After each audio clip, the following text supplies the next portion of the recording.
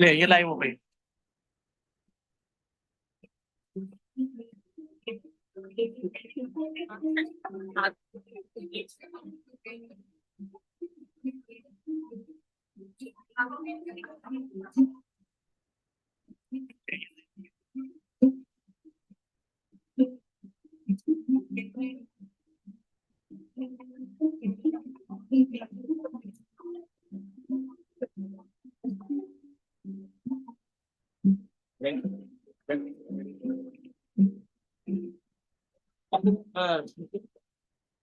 Oh, hi, Misty.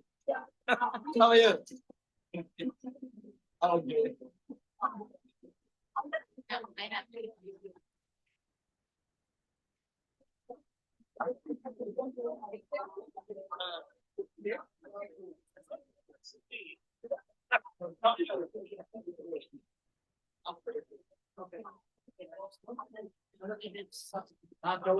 यार black ही आ रही है सारी स्क्रीन अभी।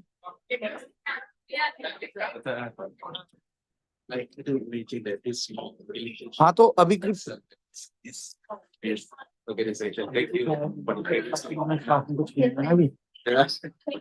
ये डायरेक्ट शूट करेगा ना।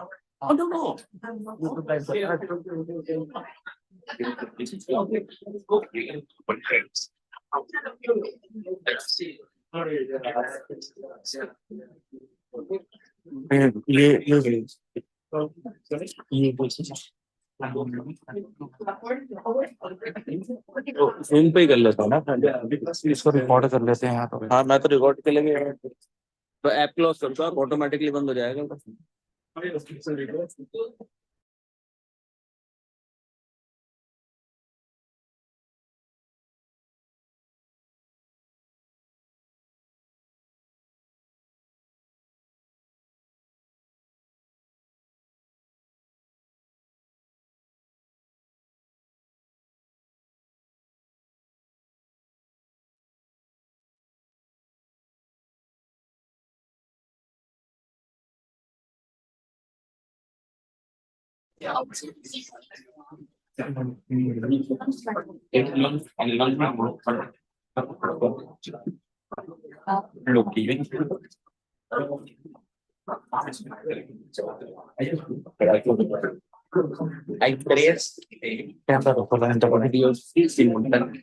अभी स्टार्टिंग का काटना पड़ेगा।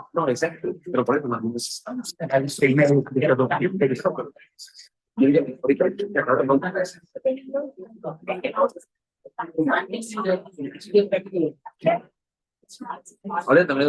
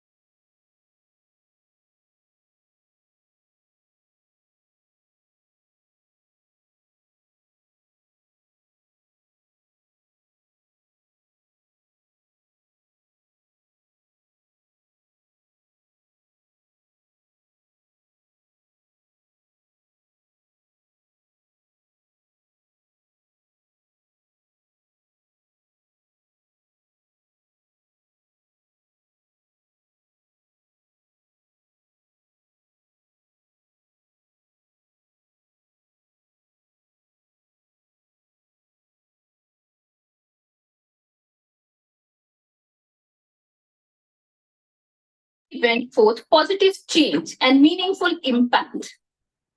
We thank you for this opportunity to come together, and we humbly seek your grace to make the most of it. In your name we pray. Amen. In keeping with the reverent customs of Indian legacy, we are honored to commence the occasion by bestowing upon our guests a traditional play. This symbolic act of welcome embodies the spirit of hospitality and reverence that are the foundation of vibrant tradition and Indian culture. So, I invite Dr. R.C. Singh, President SRD, to welcome Professor Dr. Sivarangkara, Chief Guest, Vice Chancellor, Sharda University, India, to welcome by presenting play.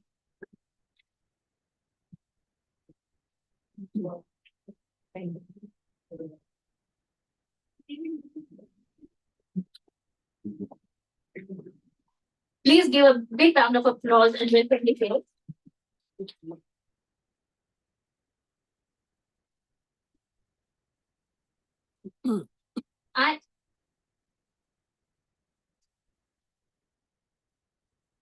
I invite Dr. Rajendra Kumar to welcome Dr. Penampat Simatnanda, President STOU, by presenting a play and welcome him to the conference. Ladies and gentlemen, please give a round of applause.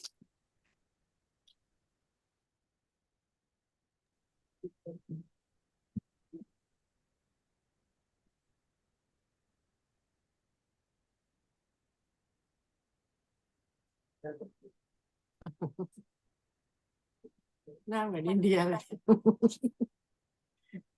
Okay, thank you. I'll do the honor to welcome Dr. Kamalat Indranath, Director, CCMGK, School of Communication. Yeah. I'm clean. Oh, please.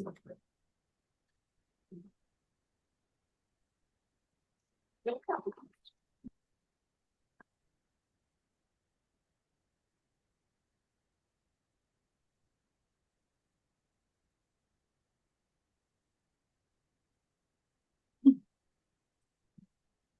I invite Ms. Shashi Singh, Member SRD, to welcome Professor Vanity Leong, keynote speaker from Indian International University, Malaysia.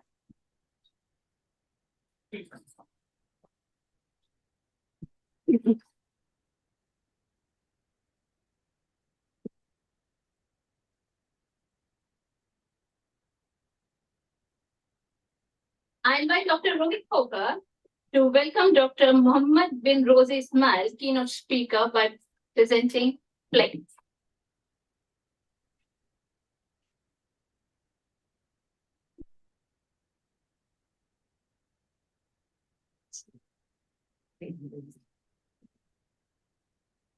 Ms. Richa Singh is invited to welcome Dr. Sunanta Tedachakul, invited speaker of the conference.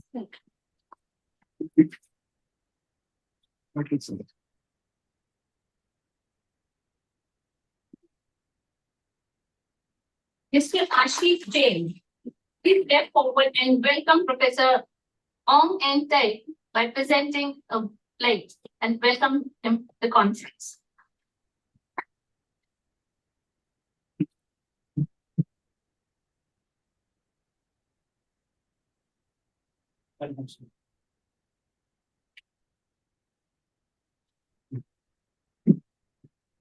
Mr. Amin Bharti, step forward and welcome Dr. Flormendo P.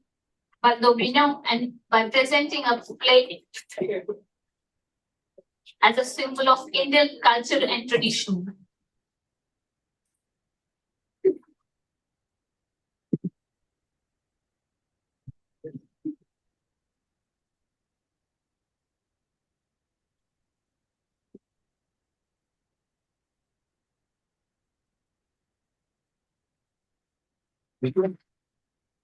Dr. Rajendra Kumar is requested to welcome Professor Dr. Manu Pratap Singh.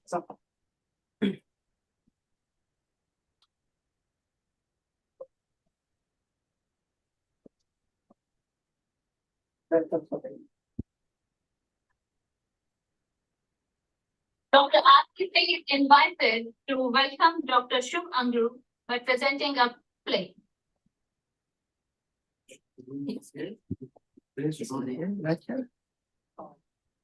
He's not. Yeah. No. Okay. That's good. Dr. Rohit Khokar, please do the honors to welcome Dr. Bernardo C. Lu.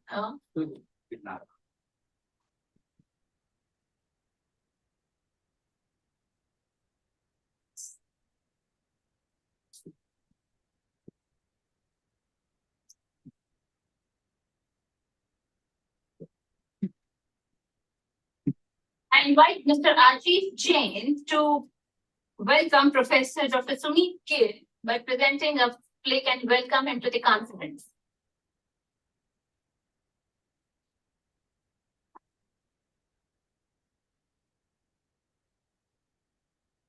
I'll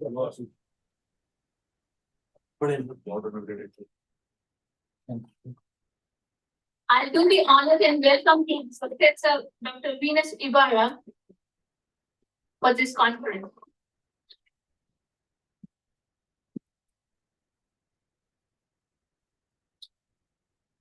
The greatest meeting every time, you know. Yeah.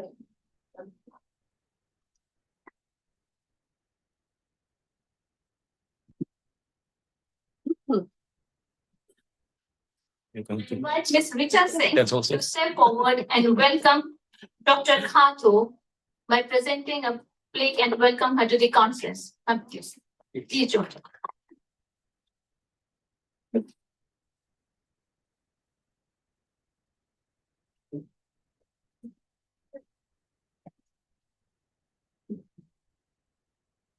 Please you join your hands together and welcome the game. Thank you so much. Ladies and gentlemen, I am honored to welcome you again to the esteemed Sukhothai Thammathirat Open University called STOU, which is a pioneer institution in Thailand established in 1978 as the country's first open university dedicated to providing accessible higher education through innovative open and distance learning methods. STOU is a renowned university of higher learning and has been at the forefront of innovation and academic excellence for the past 50 years. STOU's unwavering commitment to inclusion and accessibility has earned a reputation as a trailblazer in the field of open and distance education, serving as a major institution around the world seeking to expand educational opportunities and foster social mobility. We are privileged that we have amongst us Dr. Panompat Simitnanda, Honorable President, STOU. I take this opportunity to invite Dr. Kamarat Internet Director, CCTMK, School of Communications, to introduce President to the August gathering. Please.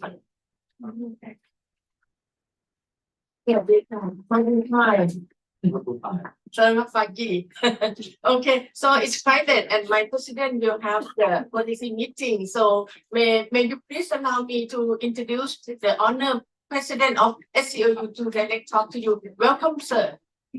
President of STOU.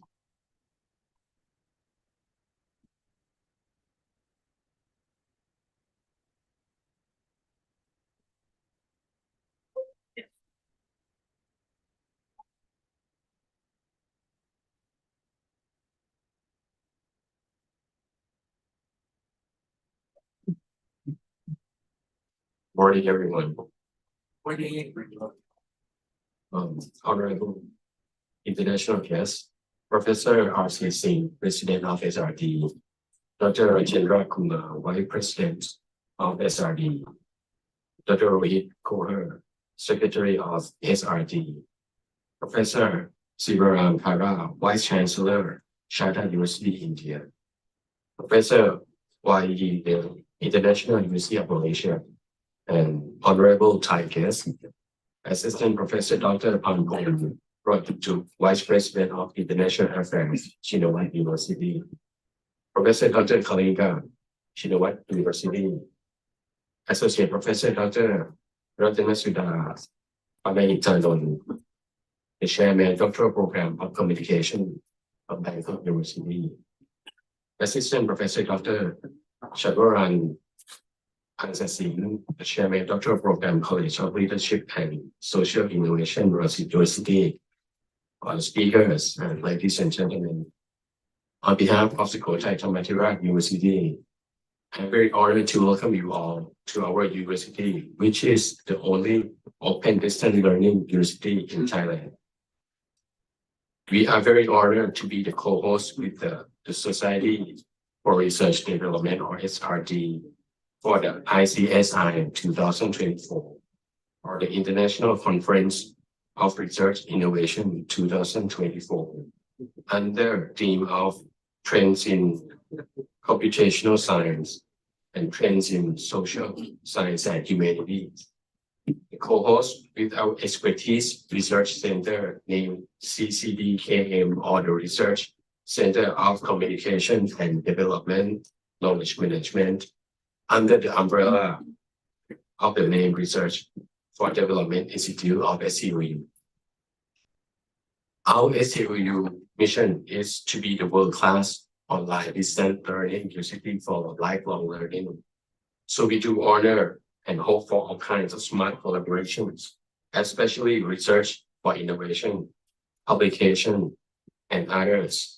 And I hope all the missions of iCRI 2024 would achieve its most success among our collaborations and friendship forever. Enjoy your stay in Thailand and welcome to SCU. Thank you.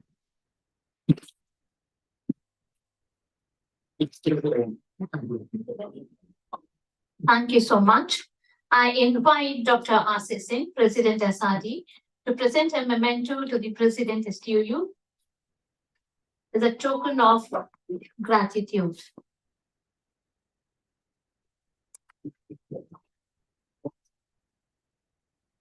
ขออนุญาตเรียนเชิญทีม VIP ทุกท่านเลยค่ะท่านผู้ช่วยผู้การดร. Kalenka to have a photo Dr. from Rangsit University ค่ะดร. เจี๊ยบค่ะแล้วก็ทุกท่านเลยนะคะแล้วก็ไทยทีมค่ะแล้วก็dance team ด้วยนะคะ traditional Thai team เชิญทุกท่านเลยค่ะดร. รัศิกาค่ะเชิญเลยนะคะทีมเด็กๆนะคะไทยทีมด้วยค่ะดร.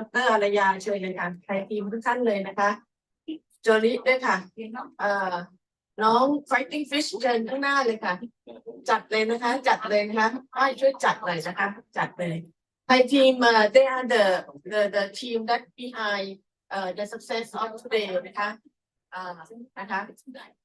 เชิญไทยทีมมามอบของที่ระลึกเลยนะคะมาข้างหน้าเลยนะคะเชิญเลยนะคะแป๊บนึงนะคะพอดี because the president will need to rush soon so yeah so this ดิป้าต้องเชิญด้วยค่ะดิป้าเชิญเลยค่ะขอเป็นทีมก็ได้ค่ะทุกท่านเลยนะคะ is the success of this event นะคะ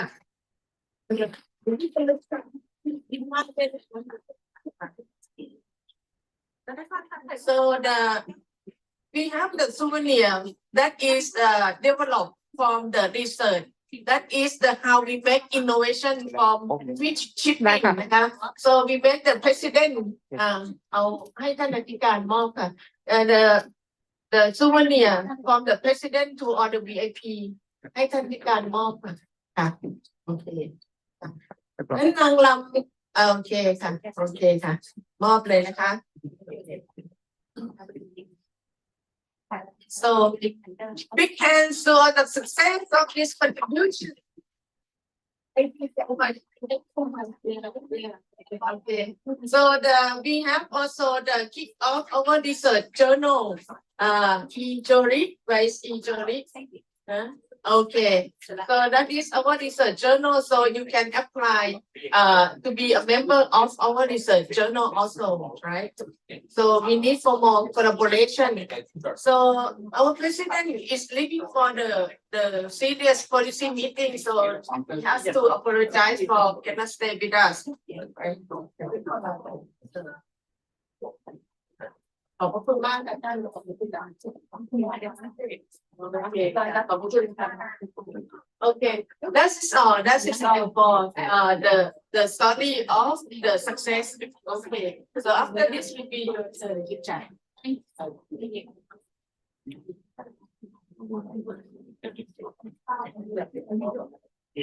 Thank you so much for the wonderful performance and express gratitude to the President STU for sparing the valuable time. It is my distinct pleasure to introduce esteemed President of SRD, Professor R.C. Singh, who is an eminent professor of physics with more than 3 decades of experience in teaching and research. Dr. Singh is presently serving as Dean Academics and Director of International and National Rankings at Sharda University, India. His exemplary academic accomplishments have made him the recipient of prestigious awards globally.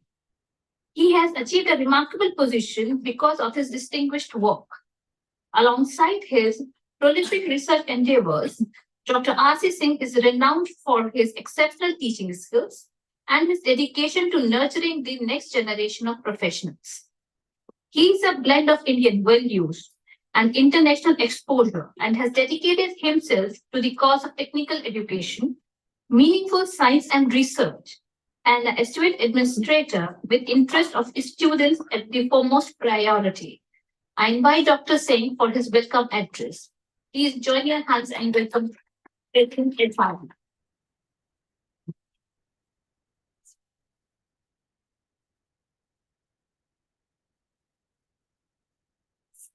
Thank you, Dr. William.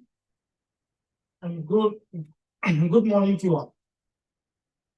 Honorable Chief Guest, Professor Sivaram Khara, the Vice Chancellor of Sharda University, Dr. Parampat Ismitananda, President of Sukhothai Thamathirat Open University, Dr.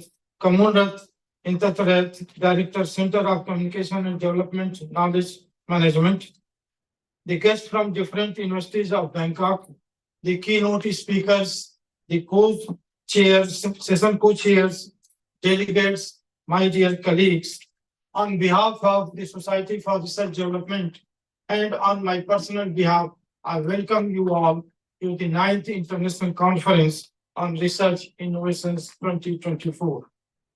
First of all, I would like to thank the President of STOU and the Director of CCDKM for accepting our proposal and providing us with such a beautiful venue to organize this conference.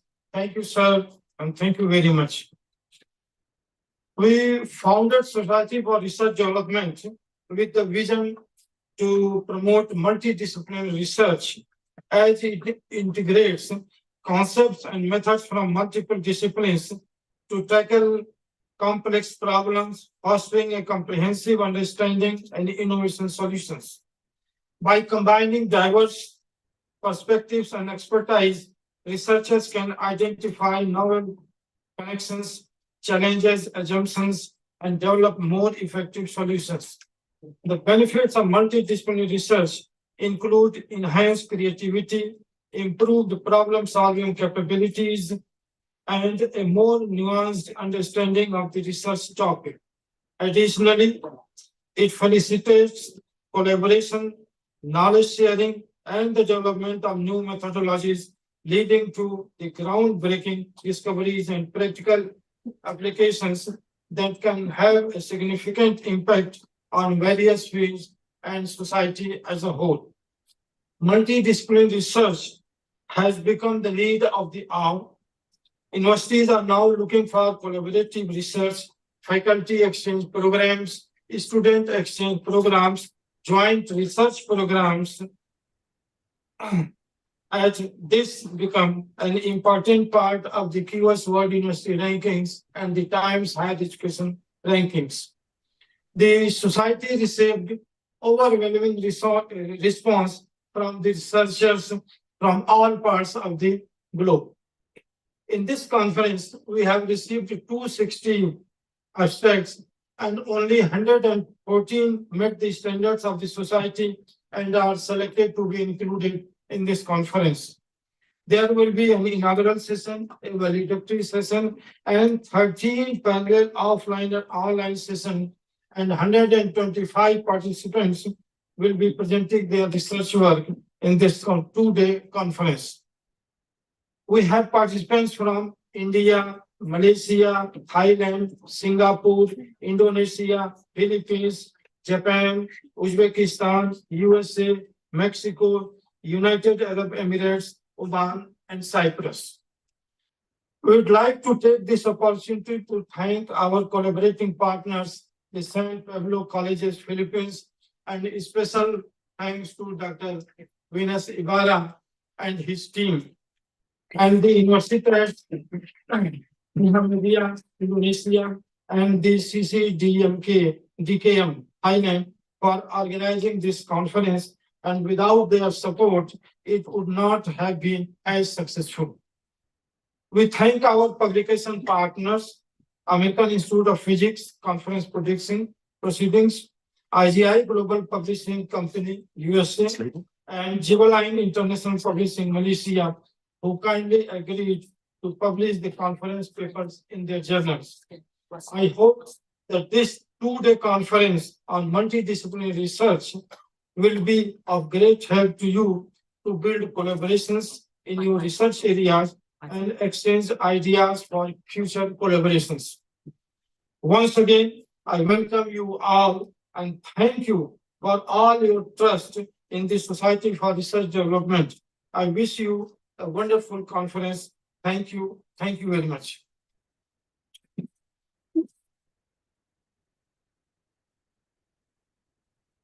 Thank you, sir. Thank you for your motivating words. Moving further, I invite Dr. Rohit Khokar, who is the Secretary of SRD and presently working as Chief Technical Officer in a renowned publishing house in India, Vidya Prakashan Mandir Limited. He possesses rich experience of industry, academics, and administration. He has made significant contributions in the area of research at national and international level. He is known for his virtues as a mentor, teacher, leader, manager. Dr. Khokar has dedicated himself to the cause of technical education and meaningful science and research. I won't take much of your time and keep you waiting for his wonderful session. I invite Dr. Khokar for his address.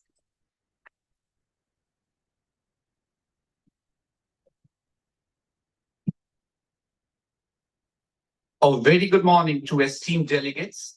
It is an honor to stand before you at the 9th International Conference on Research Innovation, iCRI-24, and to share a remarkable journey of the Society for Research Development.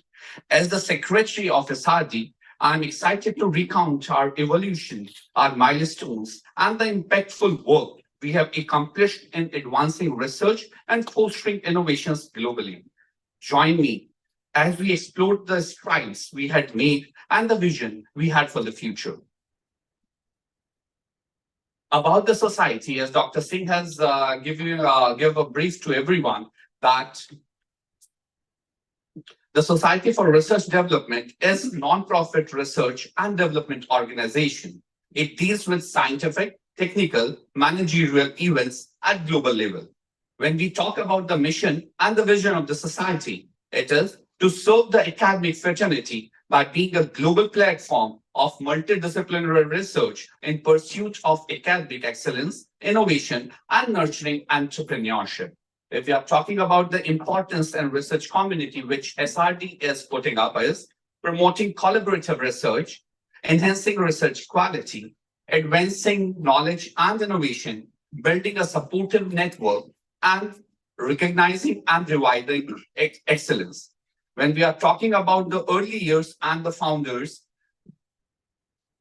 so the society was established in year 2016, and the founder president of the society was Dr. Singh. He is continuing president. Dr. Rajendra is a vice president. I'm contributing the society in the capacity of secretary.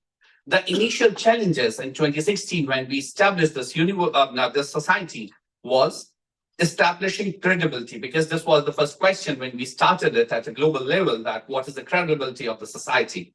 Securing funding, that's the second one, to have at par events at global level. Building a member base, that is one of the challenge we face. Infrastructure development, navigating regulatory hurdles, fostering interdisciplinary collaboration, ensuring sustainable growth, and the last but the foremost was reply to the queries among all the participants throughout the world. When we are talking about the growth and the milestone, I'm happy to share that from this very young city in 2016, the conference, the very first conference organized by SRD is in Bangkok only. And the participants at that time was 45 when the SRD participant members was 15. Moving to 2017, the next conference was organized in Kuala Lumpur, Malaysia, and the participants increases to 67 and SRD members to 32. In 2018, we had organized our third international conference in Bali, Indonesia, where the participants were 80 and SRD members went to 55. In 2019, the conference was held, the fourth international conference was held in Phuket, Thailand, and the participants increases to 92 and SRD members was 115. In 2020, we planned the conference in Penang, Malaysia. At that time, the world was hit by a pandemic, global pandemic, COVID, Corona, and where we changed the conference of offline mode to online. And in 2020, SRD has organized its first online conference where the participants were 120 and the figures of SRD members reaches to 180. In 2021, again, because the world was affecting with Corona, so the physical conference was not possible. So we organized again an international conference online where the participants go 100 and SRD member reaches to 2025. It was in 2022 when we again reoperate a physical conference, and we started with Penang, Malaysia only, where the participants were 147 and SRD members was 300. Last year, the eighth conference, iCRI-24, was in Manila, Philippines, with collaboration with St. Pablo College, and the participants were 187 and SRD members were 388. So we were excited for this conference 2024, which is 9th International Conference on Research Innovation, here again in Bangkok. And this time the participants online and offline are 204 and the SRD members are 476. When we are talking about the growth and milestone, we are happy to share with you that the 12 proceedings, international proceedings, and the books has been published by SRD. The very first proceeding was published by Tata and McGraw-Hill, a renowned publisher around the world in 2016. And this time, 2024, the proceeding is published by SRD. When we are talking about the books, these are the Scopus Index books. So this is again one of the growth and the milestone of the society. The very first book, Convergence of IoT, Blockchain, and Computational Intelligence in Smart Cities, published by CRC Press, in which a few of our keynote speakers of today, with Dr. Rajendra Leong Wai Hin and Sumantha Tarakocha is one of the co-editor of this proceeding. The next book was Modeling for Sustainable Development, a Multidisciplinary Approach, published by Nova Publisher USA with Dr. Rajendra, myself, Dr. Singh.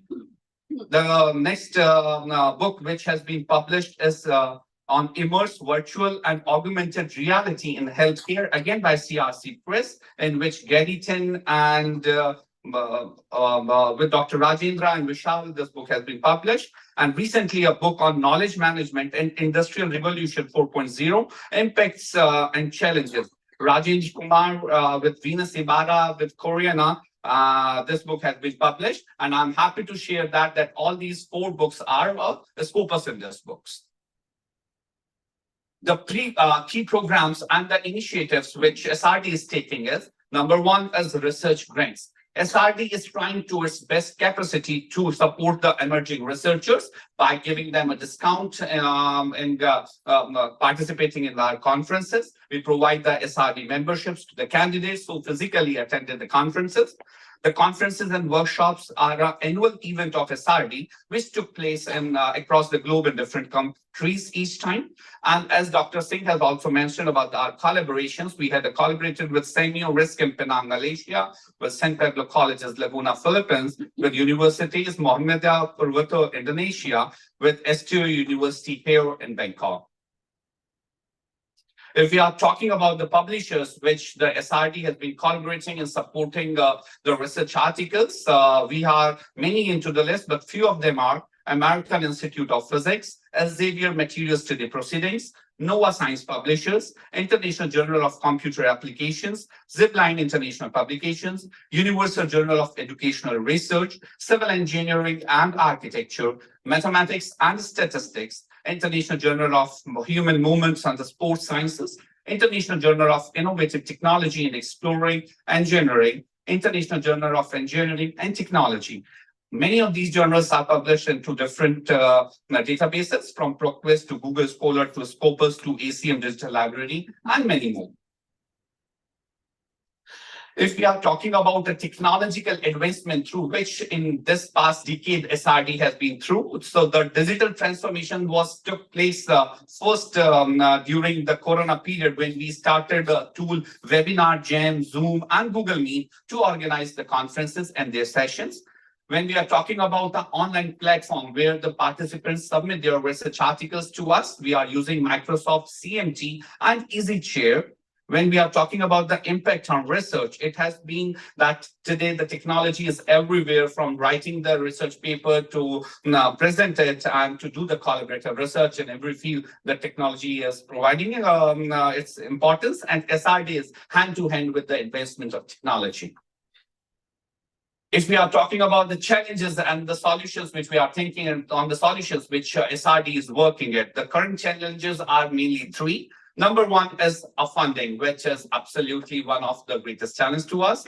A global reach is the secondly, because the interdisciplinary and multidisciplinary is the need of the hour, and we try to reach as many as candidates and the countries the SRD can move. And inclusivity, where we can include various and every type of fields into our conferences. The strategies on which we are working to come up and meet up these challenges are funding initiatives, in which we request every one of you who is being here to take this SRD membership to many of your friends and colleagues at your respective institutions and the societies you are associated with. Enhancing global reach, I request you to share the society updates onto your social media networks, where the people can know about the society and its vision and mission, and they can participate in our future conferences.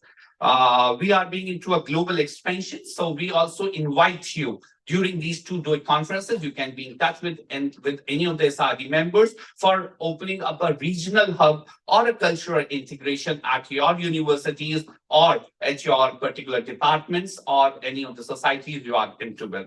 The future goal of the society is sustainable funding, global expansion, inclusive growth, regional hubs, and integration. If I'm talking about the success stories, which is really a very interesting one, is these faces, the smiling and the beautiful faces. We have with us Dr. Sunantha Prime, who was associated from the day one and the first conference of the society, and she was there here in this particular country in 2016 also. So a big round of applause for Dr. Sunantha, who's been into various of the conferences, and the ninth conference again, I traveled from California University to here. Dr. Veena Sibara, she joined the society in 2018, and she is a continuous unwavering support to us. Dr. Angie Kharto, she was associated with the conference in 2017, and then after a continuous support from her side to the SRD to reboost its missions and vision. Dr. Manu Pratap Singh, he joined the society in 2019, and since then he is a continuous support to us. Professor Leong Wat, she joined the society in 2021, and she is with us still. Dr. Masa Nuri Forki from Japan, 2021, he joined the society, and continuous afterwards he is being into every conference. Professor Gill, he was a part of 2019 conference, and after that he is continuously coming in all the conferences organized by SRD. Dr. J.C. Patni, he joined the society in 2017. So if I'm talking about the SRD impact into these 9 years, we have published more than 150 plus Scopus papers. We had published more than 600 plus peer-reviewed publications. And if we are talking about the books and the proceeding, it number goes to 12. Few more faces. Dr. Mohammed Rozi bin Usman from Malaysia. He joined the society in 2022, and he's here since then. If I'm talking about Dr. Toho Tinlan, he joined the society in 2022. Again, he is a continuous part. Professor Onging Tek, he joined the society in 2021. And from then, he is a continuous part of the SRD conferences. So the future directions of the society has been developed broadly into the 4 phases. The number 1 is establishing a global research network where the SRD facilitates international collaborations, joint research projects, and global conferences to foster a cohesive research community.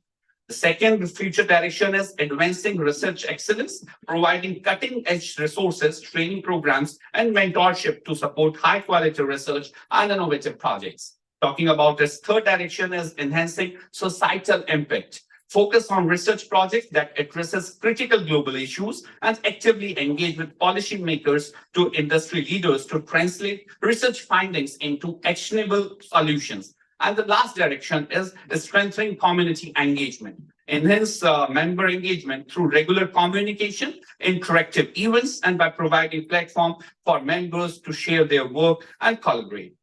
So to conclude, the SRD journey, the Society for Research Development has come a long way in these 9 years. Since its inception, overcoming initial challenges and making significant strides in fostering a vibrant research community. SRD initiatives have enhanced the quality of research, facilitated global collaborators, and promoted inclusivity, making a lasting impact on the research landscape.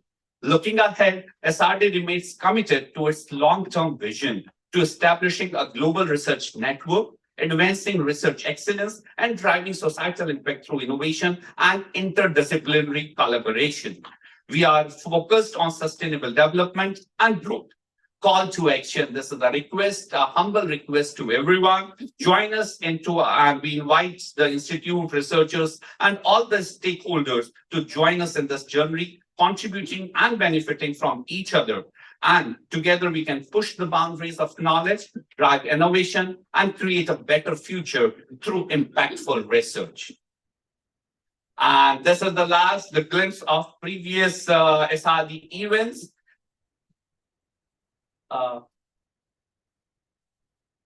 So this was the first conference, and I can locate Dr. Sunantha Prime there into the 4th picture. In when we are talking about 2017, it was in Malaysia, where a few of the similar faces who are a part still. Dr. Kharko is one among them. She is there into our first picture. If we are talking about our next conference, this conference was there in Bali, Indonesia. And again, a few similar faces are there. Ashish is one of them. If we are talking about 2019 Phuket. So again, we have few changes, and Dr. Ibarra was there into these photographs. And this gives a saying that memories are the integral part of human life. If we are talking about even the online one, that was very fantastic, which took place in 2020, and it was during a pandemic. If we are talking about 21, at the time, Dr. Ibarra was there in USA, and the timing was very different, and she was getting ready, and she caught up with her session. She was still pretty, as she was there in 2021. Thank you. This was in 2022 in Penang, Malaysia, where again, many of the participants and the common faces are there. It is in 23 last year in Manila, Philippines, when we did our 8th conference. So that was again a very huge success. And if we are talking anything else, any suggestions, so this is my email. Myself is rohitkhokar@theratewiththeprakashan.com. I would request you for your suggestions and the feedback regularly. You can write us. Last year, we set a particular session on the suggestions of our co-chair, session chair, Dr. Ibarat, that the Global Harmony event should be a part of this conference after a valedictory session. I'll show you a 30-second video that what we do into this Global Harmony sessions after a valedictory session, which is proposed and planned for tomorrow evening. You have not taken your yeah. Just it's less, yeah. Vanilla. The itself singing and dancing. Ah.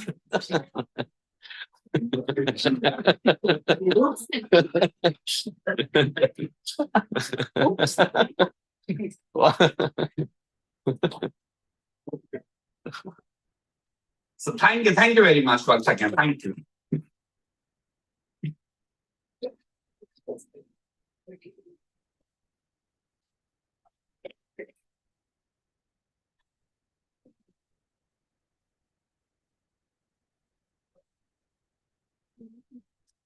Thank you, Dr. Pokhar, for the beautiful journey of SRD, 9 years. I request everyone to give a huge round of applause, but because it will be a great motivation for us that we are doing something that meets everybody's expectation globally.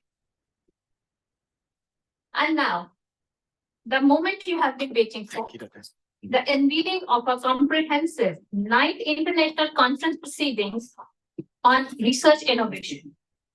This publication serves as a valuable resource documenting the thought-provoking discussion, groundbreaking presentations, and innovative solutions shared throughout our time together. This is meticulously created collection which empower you to continue the momentum generated during our gathering. Proceeding serves as an invaluable reference for all contributors to move forward. For unveiling of 9th conference proceedings, I invite our chief guest of the day, Dr. Sivaram Khara, Dr. R.C. Singh, President SRD, Dr. Rajendra Kumar, Vice President SRD, Professor Wang Li Leong, Dr. Parompat Simit Nanda, President STOU, Dr. Kamalrat Intarat, Director MK, School of Communications, Dr. Rohit Khokar, Secretary SRD, Dr. Mohammad Rozi Ismail.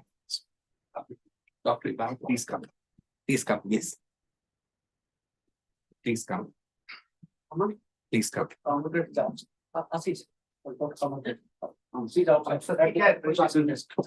think the CTS are putting in written.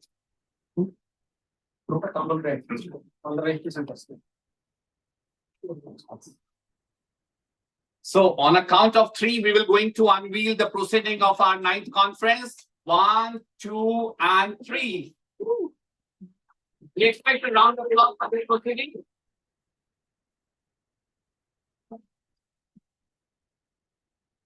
Can we have a photograph?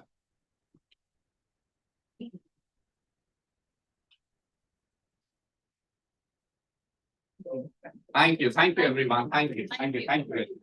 We had already committed you. Thank you very much. Thank you very much.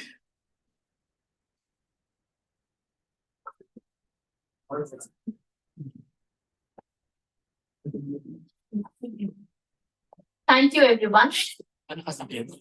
It is my distinct honor and privilege to welcome our chief guest, Professor Dr. Sivaram Khara, Vice Chancellor, Sharda University, India, who is an electronics and communication engineer.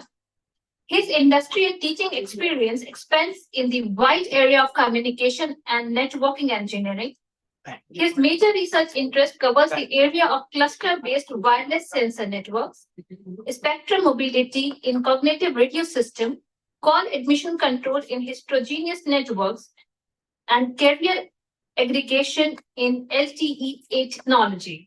His research articles are published at seminars and conferences in many countries, namely WEAS 02 Athens, IEEE BTC 06 Melbourne, IEEE PW C07 Prague, IEEE ACM Switzerland. There's a long list, and I feel privileged to welcome Professor Khara, who is well reputed for his innovative teaching pedagogy and technique, which are designed to conformance of Dale Carnegie and Richard 10x concept. Sir, I welcome you for your keynote talk. Please join Dr. Khara to share his vision and insights with us today.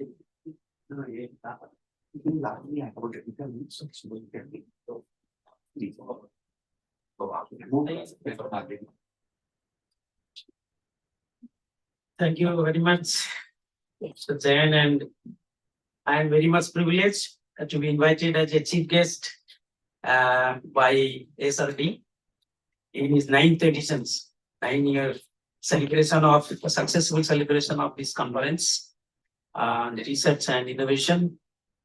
And also I give my thank to the organizer STOU in Thailand for wonderful support and wonderful place, a beautiful arrangement. So without wasting time, already we are lagging behind. I will just start my presentation. Will be for around 20 minutes. Though I have been given 30 minutes, but I close a little earlier possible. My topic will be 6G and high performance computing. As you know that 6G will be launched in around 2030 from now. Still we have time, but technical description is under process, and a lot of network and its features have been defined, and some of the initiatives taken by some countries to develop the 6G technology.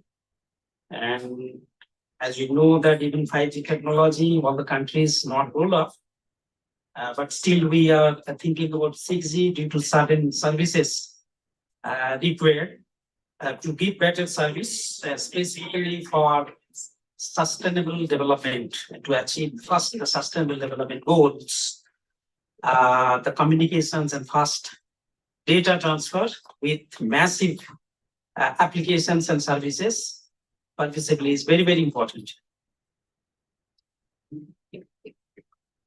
Next slide. This is an overview. I'll talk about some of the evolutions of the technology in their specifications, then 6G, and some of the architectures, basic architectures of the 6G, how AI-based architectures have been adopted, and some sensing and almost zero power IoT-based sliced network on the same 6G platform, and also satellite network integration to give the pervasive. Hardly any corner of this earth will be left that will be unable to give the coverage with very high-speed data. That will change the game. Some of the 6G initiatives and then summary. Next. To talk about this summary slides, this is two-dimension informations have been given. One is then from 1G to 6G. Of course, 5G is already rolled off. 6G will be coming in 2030. Basically, in technology side, we are adopting higher range of frequencies. So you can see that from 30 kilohertz band around operating in 890 or 450 megahertz range in 1G to 2G. And then we are talking about that 10 terahertz frequency. So we are moving towards adoptions of the higher frequency and higher bandwidth. The range of frequency the technology will be operating, because in lower frequency they are so much occupied previously due to different policy of frequency usage in different countries. So we are moving towards the millimeter wave. So higher frequency is hardly used, and then we have leveraged to choose higher bandwidth. And you will see that in 6G it will be almost 2 gigahertz bandwidth we'll be able to use in the 1 gigahertz frequency. And the other side, the services, it started with, with mobility and simple voice support. And then probably to do some of the control signaling uses and give services of short message service. And then, of course, in between 2.5G, GPS came where same 2G infrastructure used, but they able to provide the direct connections to the internet through a separate core network, which is called GPS core network. And then we moved to 3G, full-fledged IP connectivity, and then app-based service, and then 4G, more data rate and more services, applications. And then 5G, device-to-device communication, IoT, and other technologies are integrated with the support of VR, AR, and other services. And what else is required in the 6G? The autonomous system, the massive use of AI in distributed manner, and the sensory network, extended reality, and wireless brain-computer interaction, and very intelligent network, tactile network, with secure and very fast, a lot of services, smart management of the network, probably 1 millisecond delay, which will all the any service will be there that will be not able to give a very real-time feelings wherever we are present. So that is the 6G. Next. This slide, I will take a minute to tell that basic service features, the peak data rate, 5G up to 10 Gbps, we are talking about 1 terabits per second, end-to-end delay. I told that 1 millisecond, from 10 millisecond to 1 millisecond, it will be reduced. And mobility support, 1,000 kilometers per hour. Mobility can be given to the user, and satellite integrations fully, it will be implemented. And haptic communications and holographic communications, these will be the very interesting features to see in the 6G. By touch-based communication, the human being without operating or not knowing much to device operation principle, they can still communicate. And there are communication frequency range, service level, the tactile and intelligent network, already I told. Locational advantage.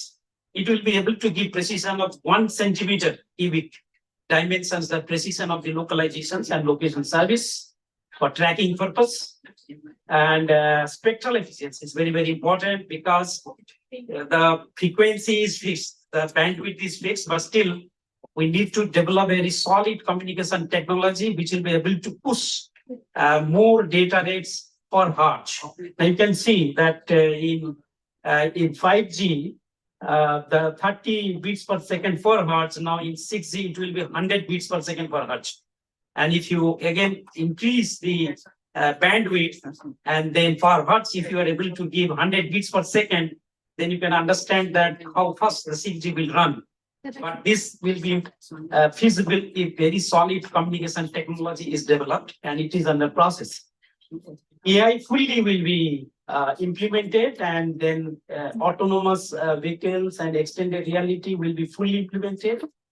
And then architecture, the antenna size. In 5G, we have used multiple antennas, but in 6G, probably they'll be using single surface. In this surface, it will be reconfigurable to configure a particular antenna requirement. And there will be smart antenna, that is RIS. And energy. 6G will consume less energy per bit. You can see that only 1 picojoule per bit. And of course, I will come later on that in almost zero power AOT will be implemented. Next. I'll take half a minute here saying just skip next. So this is your first generation network. You can see that the public switch telephone network and connected with mobile, that mobile switching center, then base station controller, base station and mobile. Next.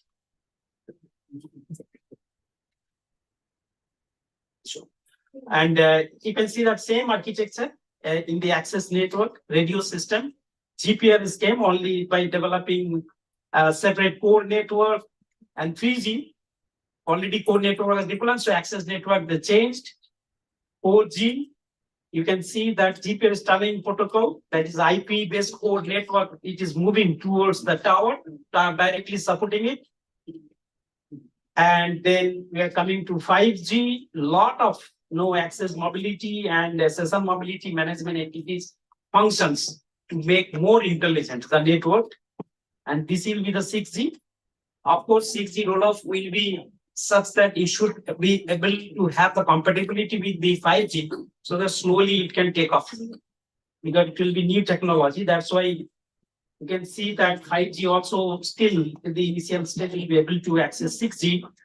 And this AMF and SMF, these functionalities will be totally AI based, artificial intelligence based, autonomous and self-managed network.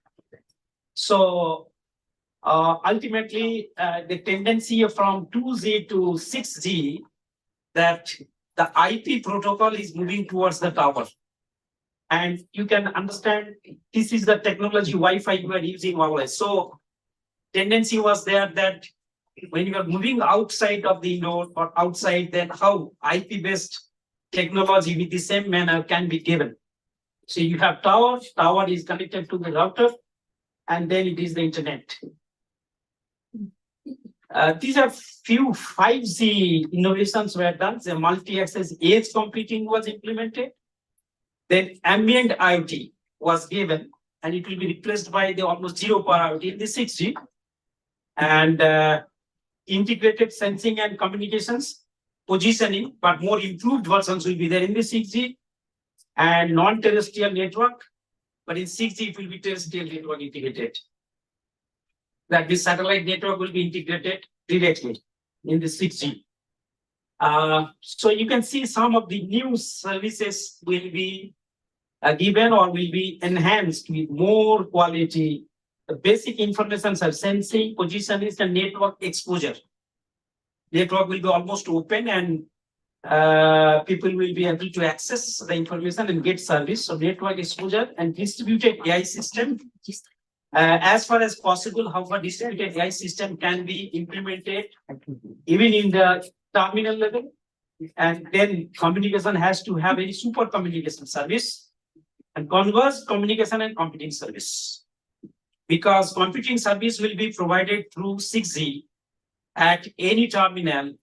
That means communications and computing has to be converged. Because when you are giving the computing service, a lot of data transfer has to happen. It will be a converged communication and computing services.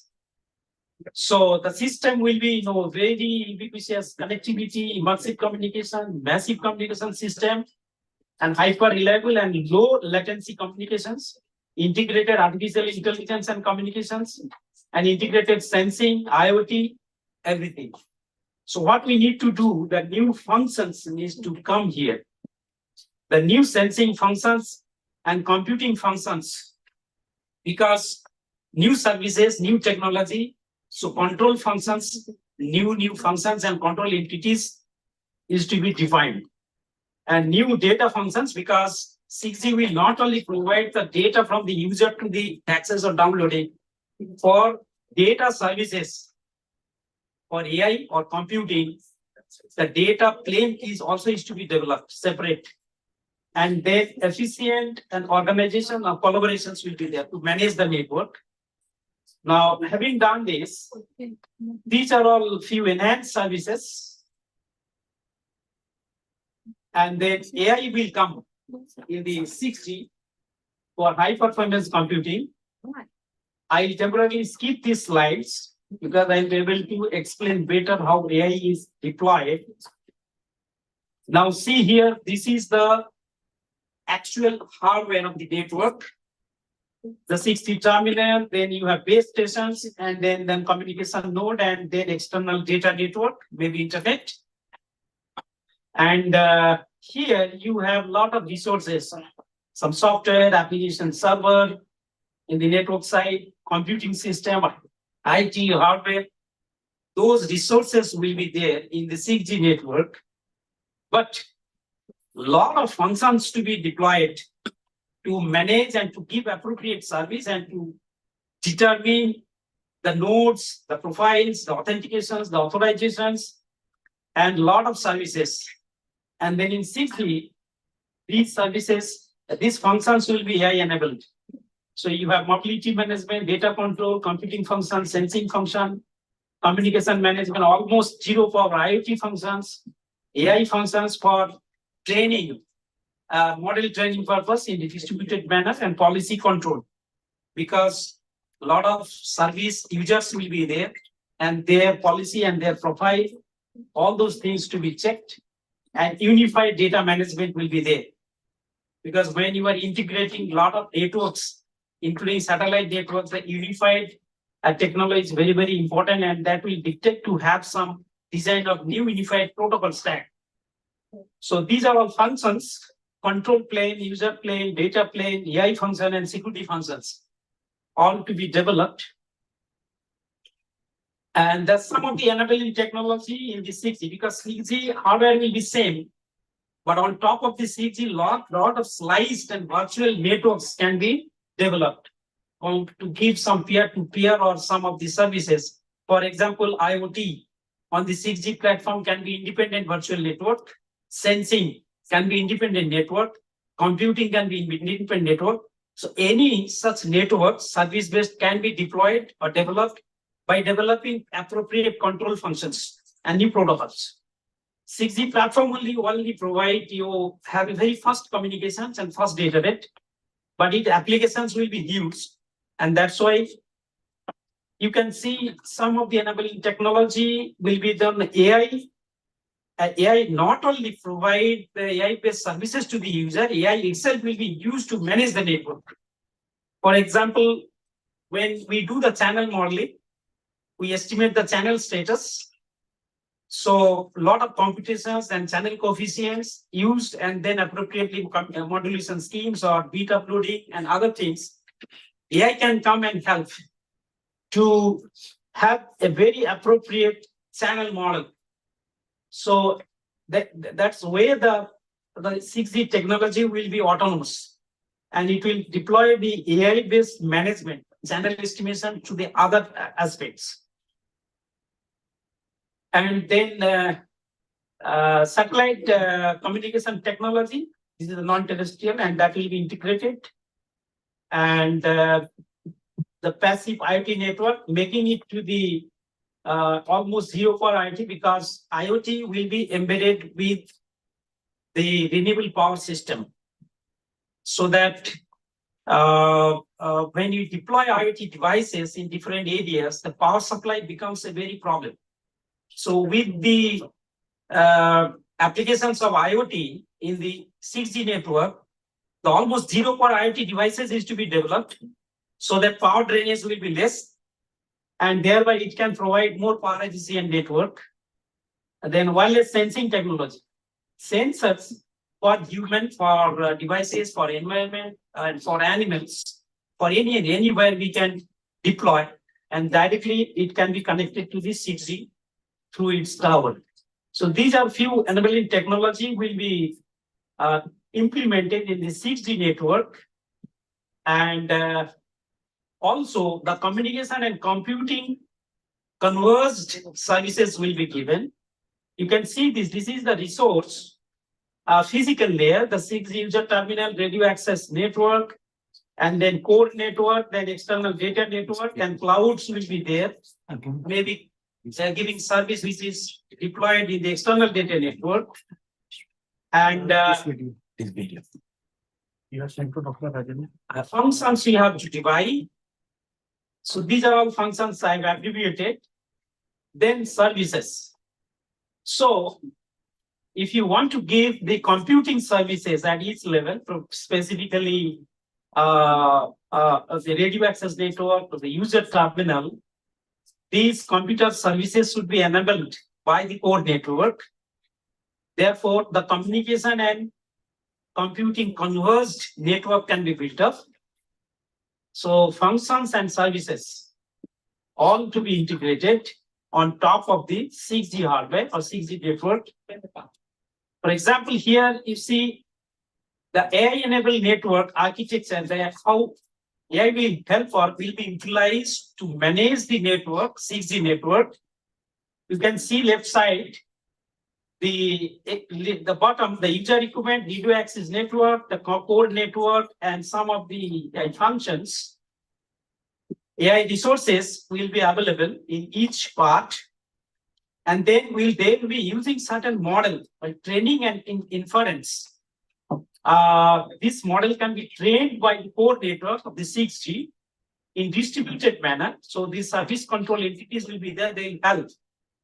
You can see that in the network, some output will come based on the adopted sum of the parameters of the network. 6G will use its digital twin. It will testify and it will get some state and status. And then it will get the model.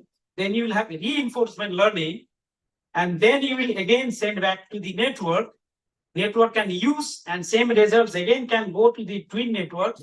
And this iteration can be done till we get the best result. But things will move very fast, but network will help, the function will help the network to have the best configuration to give the best data service. So this way, the autonomous 6G network architectures will be implemented.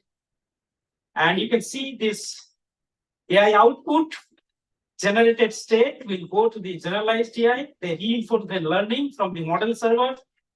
And then it is going back to the network, it apply, and this iteration can go on.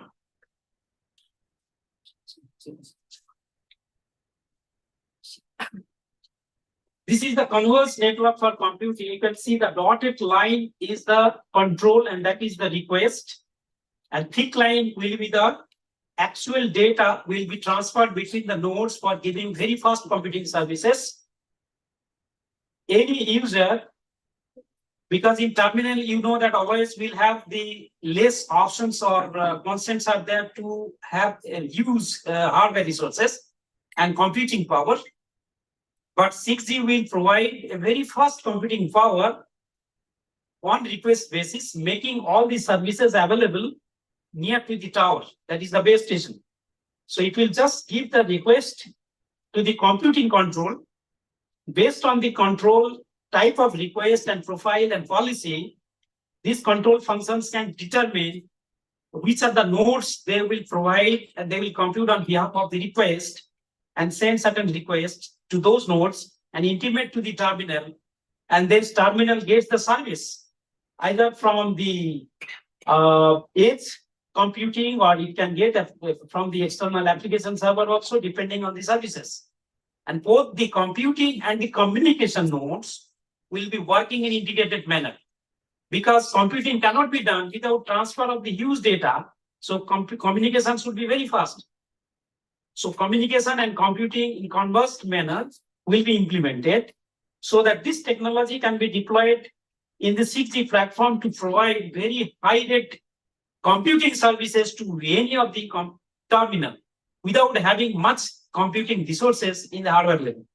So that service, computing service will be given because they will be giving computing and data transfer and results can be given to the terminal.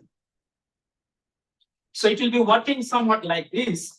Computing service request goes to the network formulates the policy, computing and quality service and other things. Then computation service management functions will take over, they determine the AI model and determine data source, information, and then they allocate all those resources to the user equipment, and then user equipment gets the service from the computing node of the server. So it will be game changer when 6G will be coming. Even some of the supercomputer or some of the AI-based server will be located and very fast as a real-time feeling the user can get these services. This is another network. The sensing network will be integrated in the 6G core network. You can see that human, mobile, car, animal, or any other environmental aspects, all these sensing data will be coming through this tower to the server. Here all servers will be deployed. Any users wants any informations, they can give requests to these servers, home, environment, healthcare, weather, transportation, etc. And then this server will give the request to the sensing control. Sensing control will determine that which nodes is responsible to provide such services at the terminal. And it will get that and AI will be there. And then results will be given to the users. So everything will be server based, but server will be connected to 6G. 6G very quickly can get any service from anywhere if that sensing network is appropriately deployed. So deployment will be there, and then if appropriate, then 6G can be game changer. And here, the sustainable development goals or sustainable technology, or specifically the society and humanity we are talking about, lot of informations in the community or the places where river, mountain, and sky, or forest, or even some of the very flood-ridden or affected areas. This technology deployment will be game changer, because not only getting the data, AI-based operations or analytics can give certain recommendations, and then based on that, decisions can be taken and remedial actions will be taken.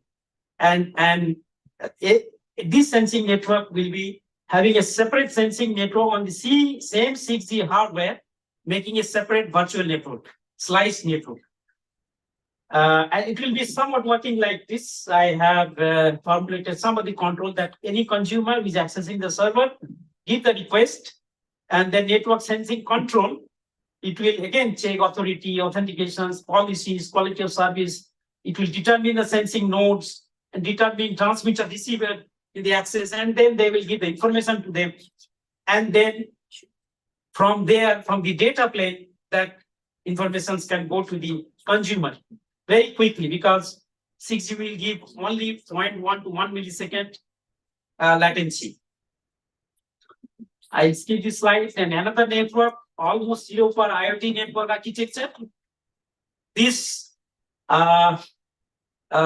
basically your tracking and your actuator control, your inventory management and locational acquisitions, all those things can be done by the IoT, and it can be deployed, and directly those informations can go to the 6G tower.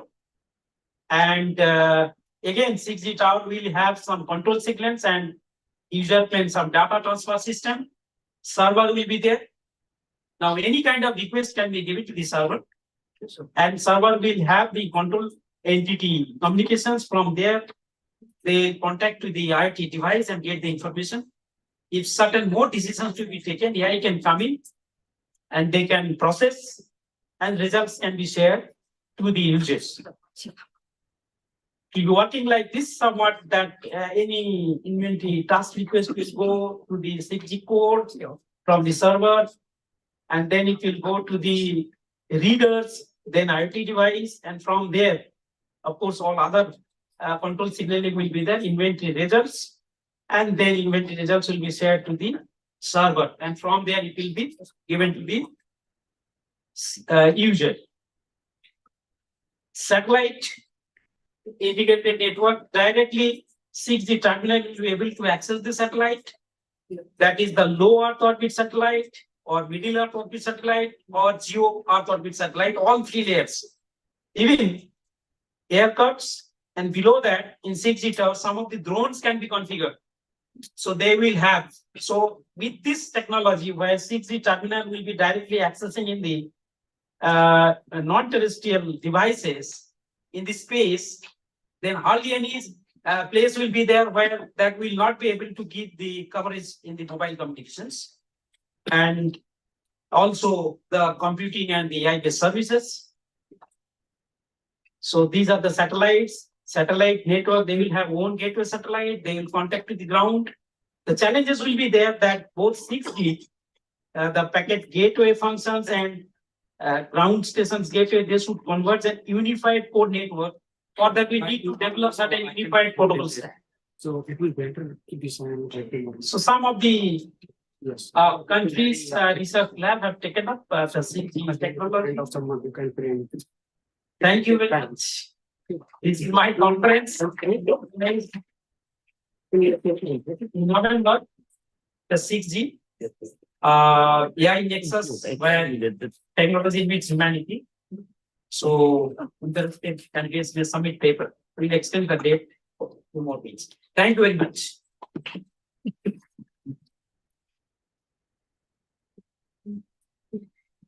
Thank you so much, sir, for your wonderful and knowledgeable presentation. Moving further, we have with us Professor Dr. Leon Verdier, a Pro Vice Chancellor at INTI International University, Malaysia. She received her PhD in electrical engineering. She is currently the immediate past chairperson of the Institute of Engineering and Technology, Malaysia Local Network, the Vice President of Institution of Engineers Malaysia, the Vice President of International Network of Women Engineers and Scientists, and Deputy Vice Chair of World Federation of Engineering Organization, Women and Engineering Committee. She is the chairperson of IEM, Infopub, IEM Chief Editor, and IET Editor. She has been researching IR 4.0, wireless sensor networks, ultra wideband and wireless communications, and brain signal processing for signal conditioning and classification in various EEG-based metal tasks. She has developed a joint analysis system and upper limb tracking system. Her research work have contributed to cultural enrichment, quality of life, health and well-being, and enhanced the biomedical research capacity, knowledge and skills of business and organization. The research project has also contributed to wealth creation, growth of biomedical companies, business avenues, and innovative capacities. So without taking much of the time, I invite Professor for her address.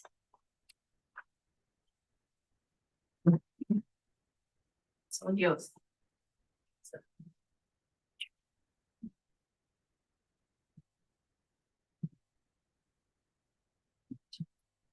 A very good morning to ladies and gentlemen.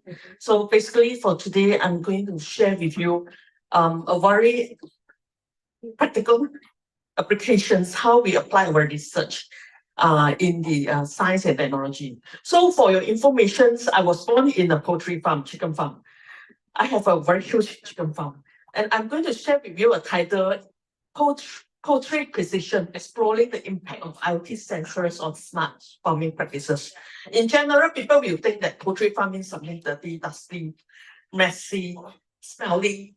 But for information, nowadays, poultry farm is very advanced. Okay?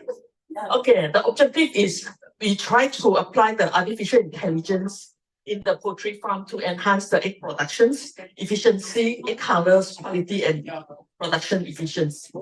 So we want to optimize the breeding programs, the quality control measures, and we also want to achieve the consistent egg coloring and quality. Okay, this is my poultry farm. When I was in secondary school, we are using the automation machines to weigh the egg. In general, I think in your concept is you are thinking that we have the labor to collect the eggs. But if you have a poultry farm that more than millions of eggs per day, it's impossible to use the labor to collect egg by egg. We use auto machines and it's very advanced and we can weigh the egg using the machine and scale, and we can categorize it into A, B, C, D, and E. So this is how we use. And it will reduce the manpower. Moving forward, Industry 4.0, as a scientist, can we contribute something? Instead of writing papers, presentation, can we apply our practical knowledge in the agriculture? Things has been improved. I was born in Malaysia, I stay in Malaysia, and the poultry farm has been improved drastically. And there are a lot of challenges in the poultry farm. They have to increase the production efficiency, environmental, intelligent manufacturing also to meet the industrial revolutions. For information, we have this IoT system in the farming, and because we want to monitor the situation, instead of going to the millions of thousands of cages to observe one by one, sorry, impossible. With the installations of the camera, we can observe, we can do the analysis, predictions.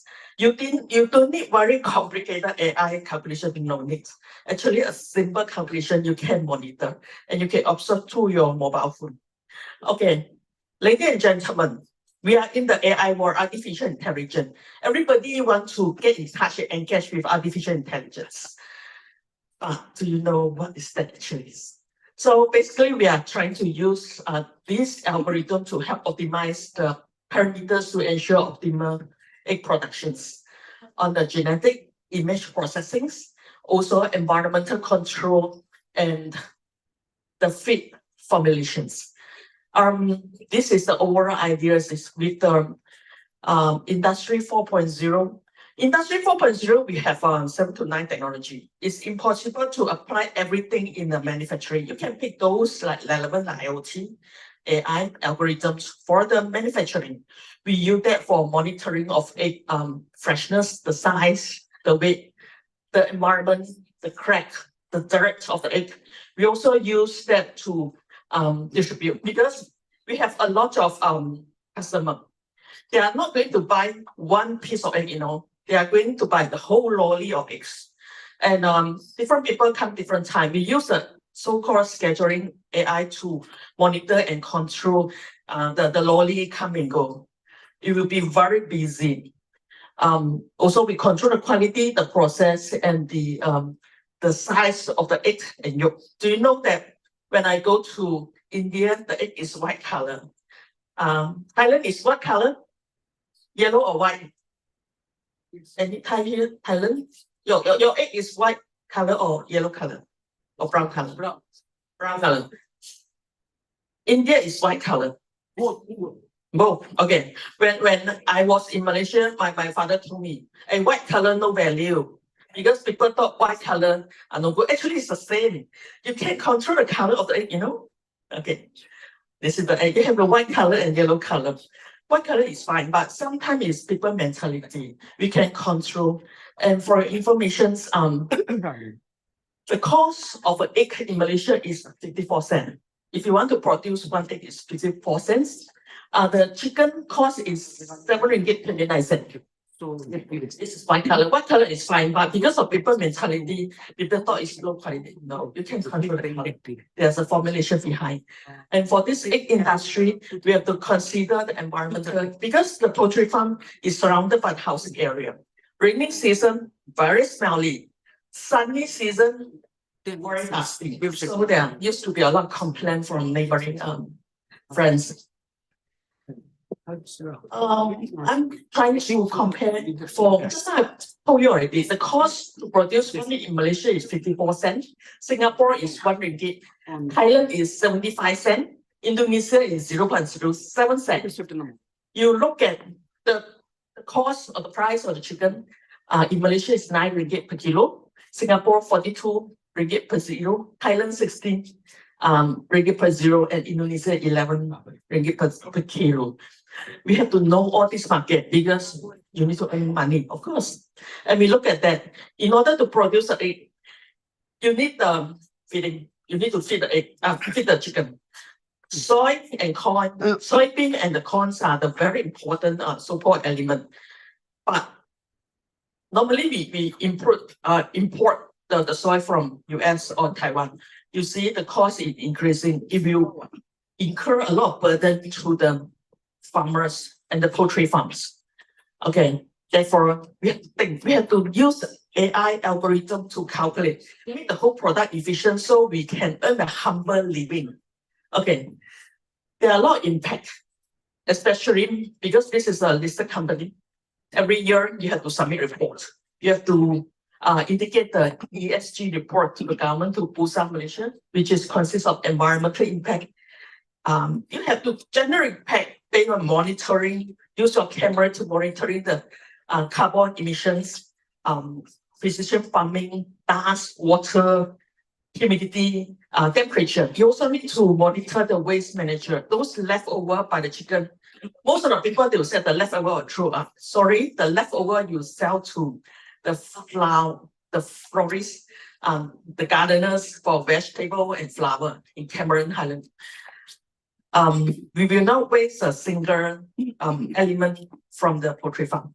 Okay, So this is what we all use, the smart poultry solutions, use of the IoT, use of the sensor to control and automations to monitor the whole process, making it more efficient.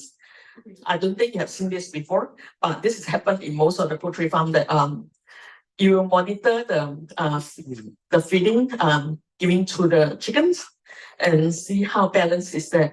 And you can monitor any death chicken, because with 1,000 or 1 million chicken, it's impossible to know any death or any injury. Okay, but with this camera, you can see, you can detect easily and remove, or else there will be a lot of disease happening. Okay, this is the smart poultry farm that installed with a lot of cameras, IoT sensors to monitor and to control temperature. In Taiwan, they put in the music. They said that with the Mozart or Beethoven, you can increase production. But I haven't tried that. Maybe I can find one music or song to increase the productions. Okay. For information, we use the algorithm, the machine learning, artificial intelligence to monitor the data collections and predictions. And this is how we monitor.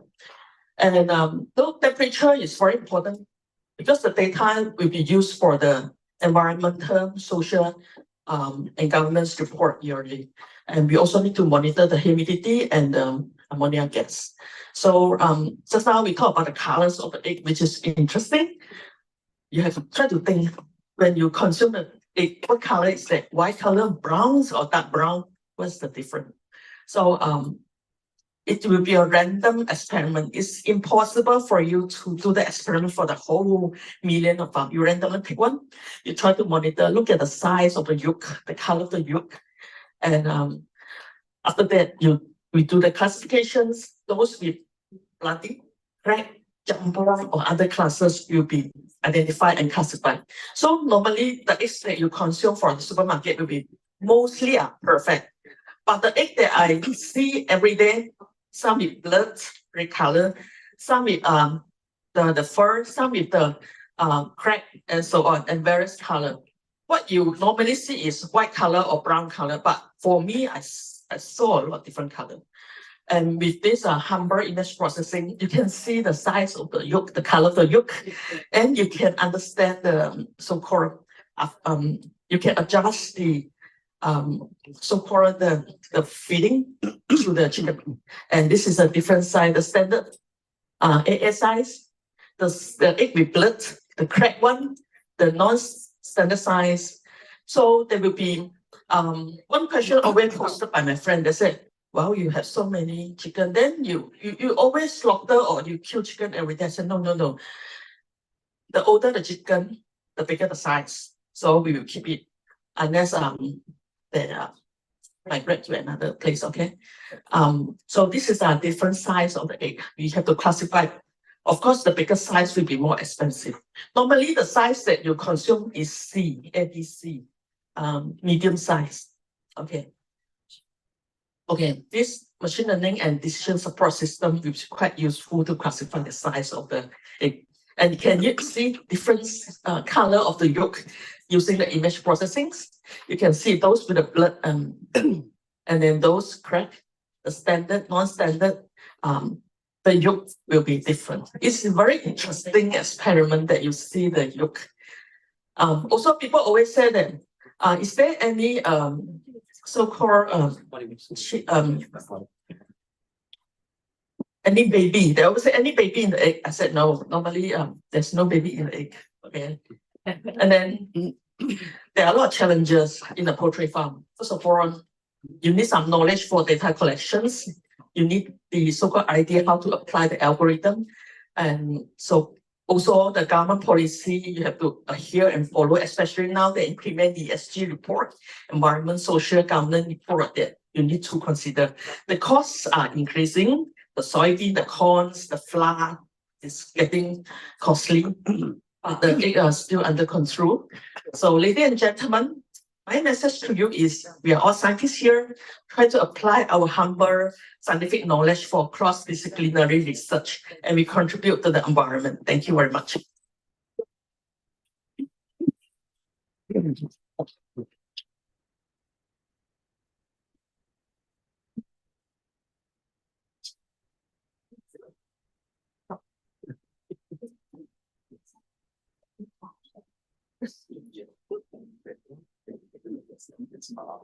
Amazing. Thank you so much. You're on the.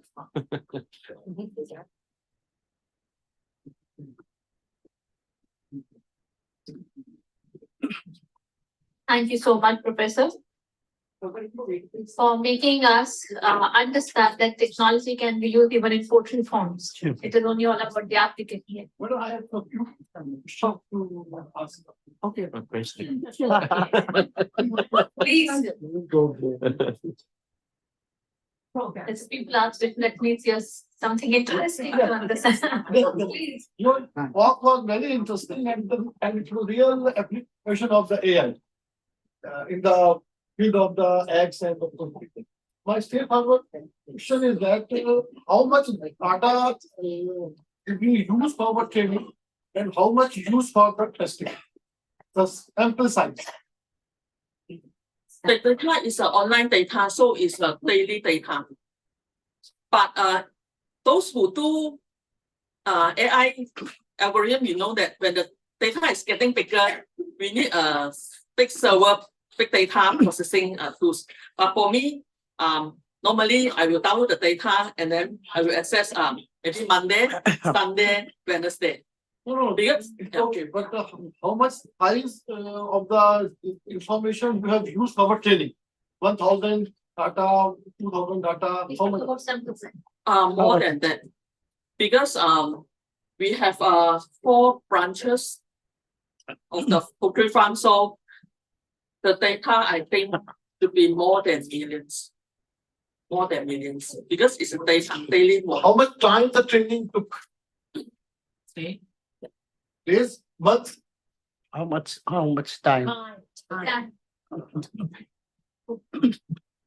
I understand your question is, when we do data processing, I mean, for image processing, signal processing, we use 100 training, but for this case, you need to consider that level. Just like I mentioned already, because what I normally use is offline data. I only attract 1 day data, so I don't need 1,000, 2,000 training, which is a bit time consuming. It's different. Actually, another thought I would say, you don't need AI data, AI to process. Actually, a humble statistic background can do processing because I do it offline. But online one will be very challenging. Thank you.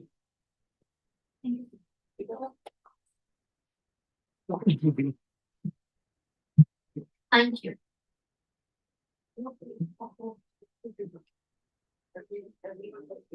It is with great pleasure that we welcome our distinguished guests on the stage for a special felicitation ceremony. The individuals we are about to honor have played a pivotal role and inspired us all to push the boundaries of what's possible. Their unwavering dedication, innovative thinking, and commitment to excellence has truly made a lasting impact, and we are deeply honored to have them with us today. I request Dr. Kamarat Indradat, Director, CCDMK, School of Communication, to felicitate the chief guest of the day, Professor Dr. Sivaram Khara, by presenting memento.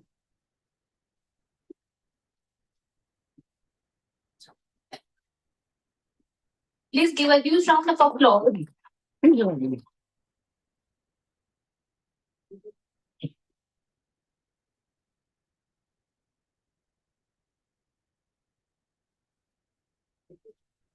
Thank you so much. Sir, I request you to please wait for a while as if I invite Dr. Ashish Singh, President SRE, to bestow the distinguished title of Life Member to Professor and to the honors.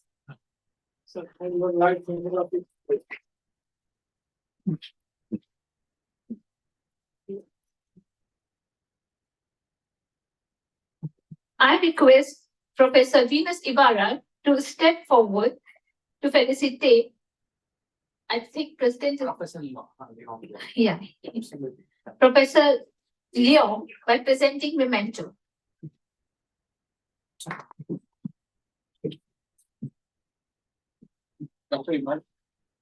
Yeah. Okay. Beautiful lady.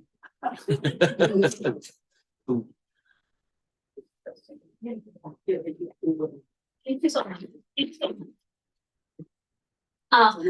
I invite Dr. Rohit Koper to present life membership to Dr. Kamalpur, Director CCTKM, for the exemplified true spirit of SRD. I invite Dr. Submit. Kamalpur to step forward for and accept the life membership of SRD.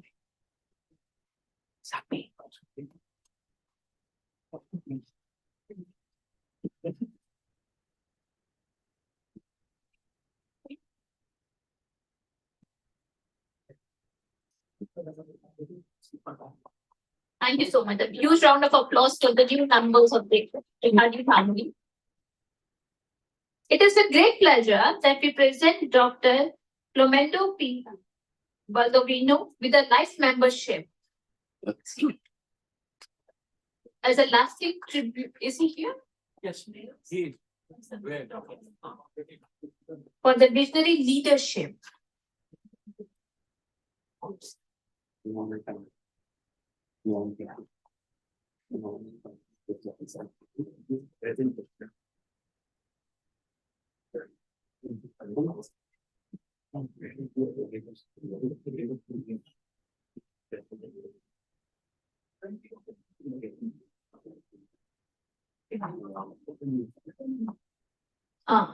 Dr. Clomendo P. Baldovino, is he here? Come.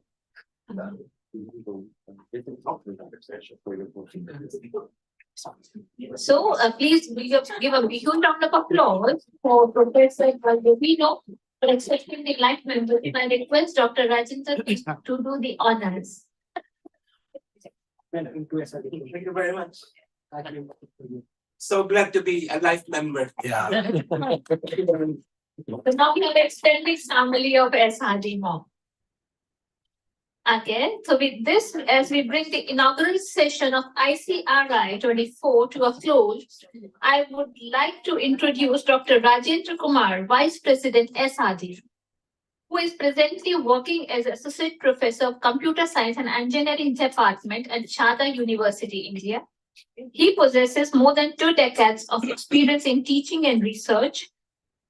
His field of interest includes human-computer interaction, IoT, blockchain, and theoretical computer science.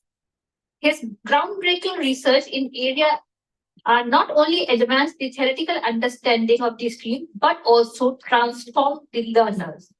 Please join me to welcome Dr. Rajendra on the stage for his sincere gratitude. Thank you, Dr. Goenka. Indeed, it's a wonderful moment for SRD to see the galaxy of intellectuals at the common platform from various countries. Good morning, ladies and gentlemen.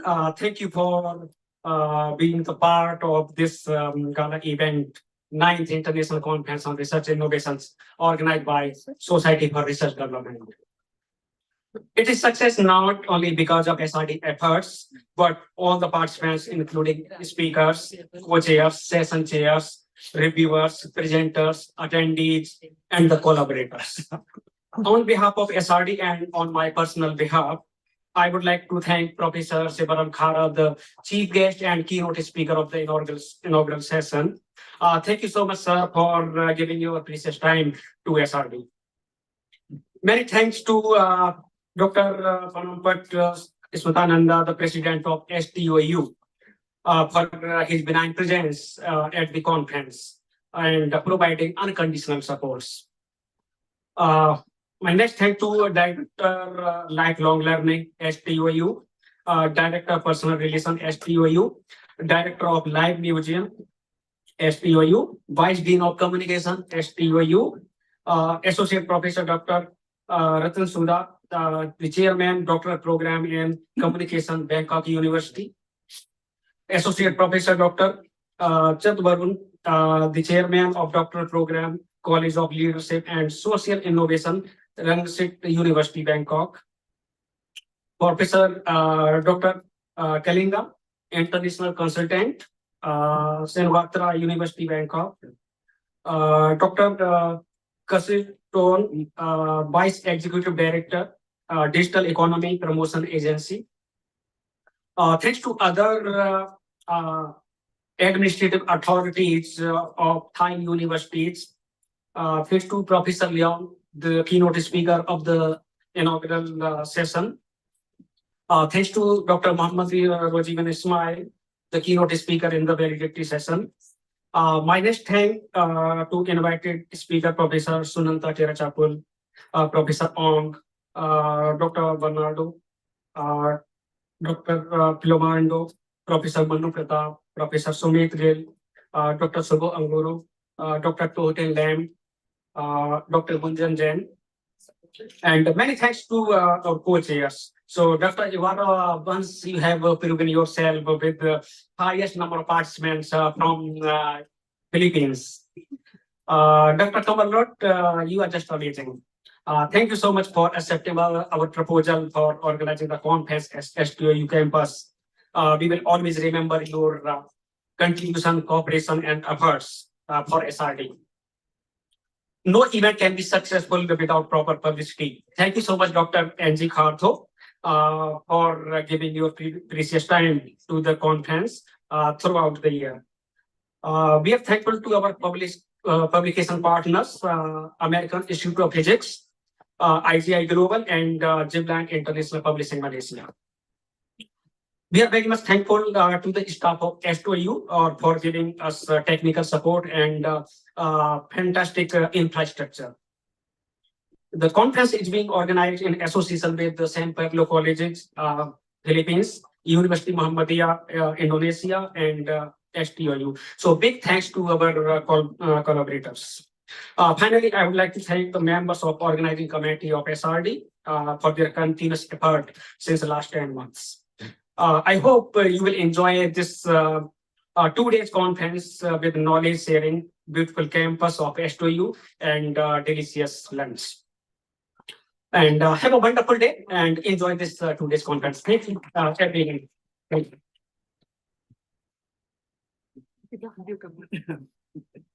Thank you so much. Before we disperse for high tea, I would like to make a few announcements that as if we are on time, I suppose, right? So we have a 30 minutes of tea break. After that, we have 2 halls allocated for the presentation. You exit from the room, done left, there's hall 2 and hall 3. So the hall 2 is 232 room number and hall 3 is 234. So I request all the delegates for their presentation to join the respective rooms and then after 30 minutes of the tea break. Pardon, there is a slight change here. There is a delay of 20 minutes into our program. So we had cut short our tea break from 30 minutes to 15 minutes. Moreover, there's 2 more announcements. The hall number 1 is this. So kindly submit your presentations to our technical desk in this particular tea break only. And for the whole number 2, again, we have only, because of 15 minutes break, and those 15 minutes only, there is a technical desk there. So kindly give your presentations to the technical desk in the lunch time, in the high tea time only. And we will shortly start within 15 minutes. And the next thing is, anybody who is not registered due to an inaugural session, kindly go to the registration desk and complete their registration process. Thank you very much. Please be on time to make us complete our schedule as per it is written into the proceedings and written on your desk. Thank you. You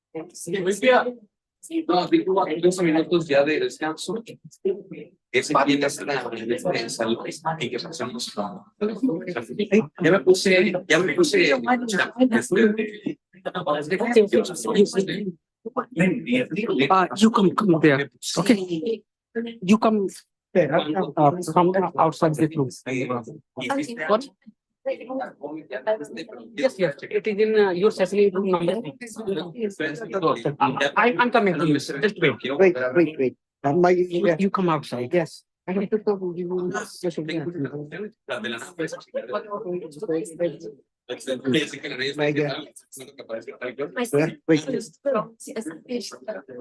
Ano nga itsura niya? Where are you? Black po. Black. Like, sandali lang ha. Sandali. I'll have to settle with him first. Yes. First. Es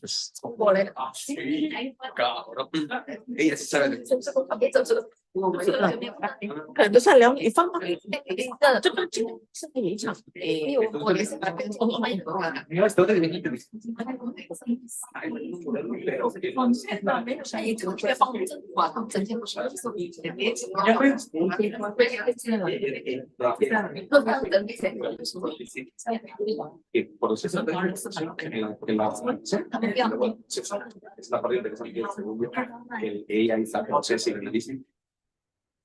A diferencia del mío, bueno, yo me apoyé en los profes y en otros compañeros porque ellos hicieron la base de datos que yo usé para mi modelo. Ese es el tema. O sea, mi modelo no captura y almacena información, solo la trabaja, la acepta y trabaja con el resultado. Tú tienes que buscar esto.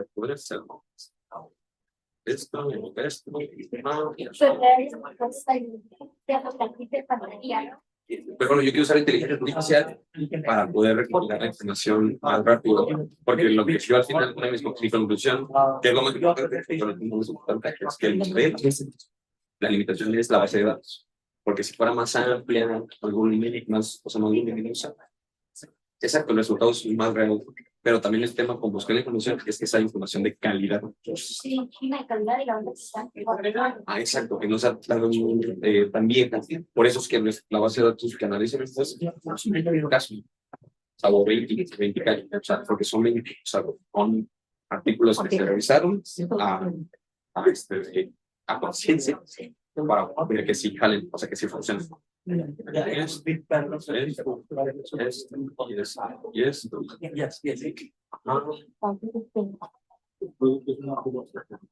Aquí se pelea.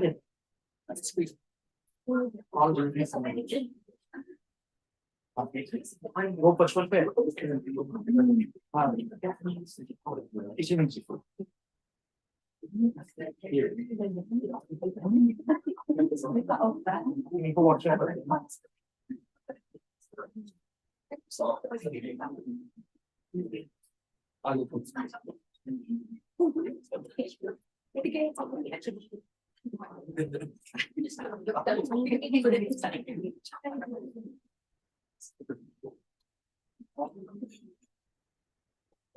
Sorry, boy. Don't recognize. Sorry. Okay, boy.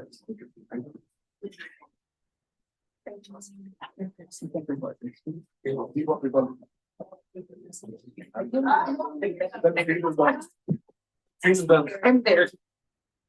And all these were my scholar. Remember me, sorry.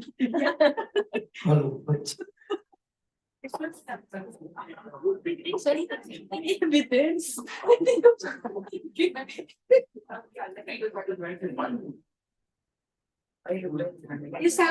Do we have math question?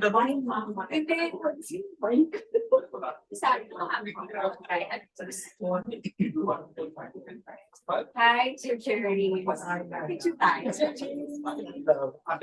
Do we have olive areas? Ma'am, I need your presentation.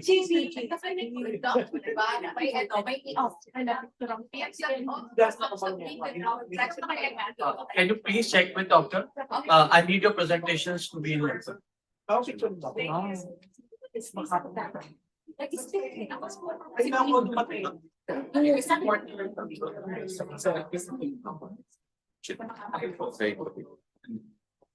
Perfecto.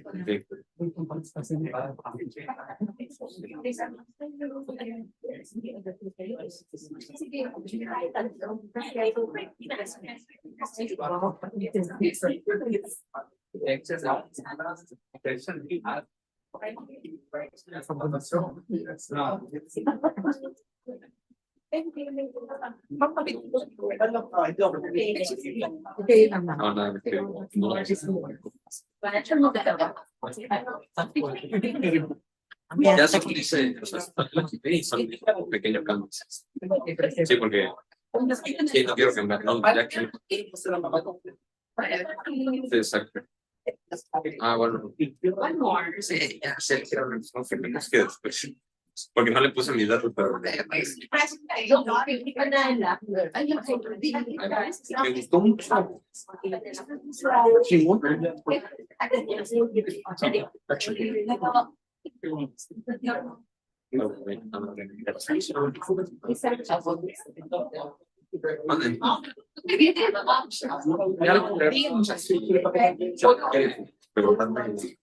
There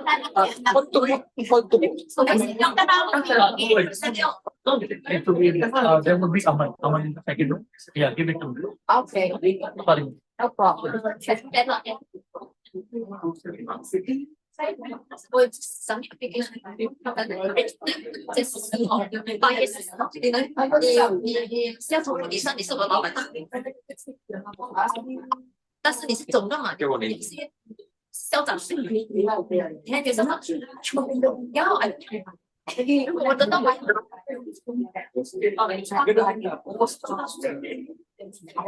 道歉是谁？你可以帮忙，你可以帮忙。你没有权利了，你不是校长。也不是你是 just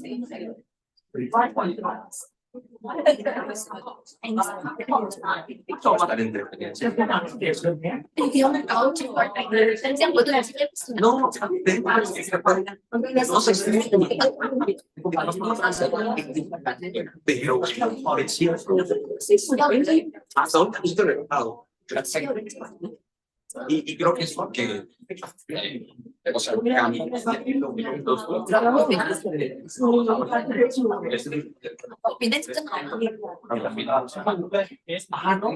que no vas a platicar algo muy tenso, todavía. A lo mejor me veo mal, pero. 如果他给我，I don't mind，只要我有一个 boss，我要单 boss，但我来，我带不了，我是不爱 BSD。最低，你最低，你最低，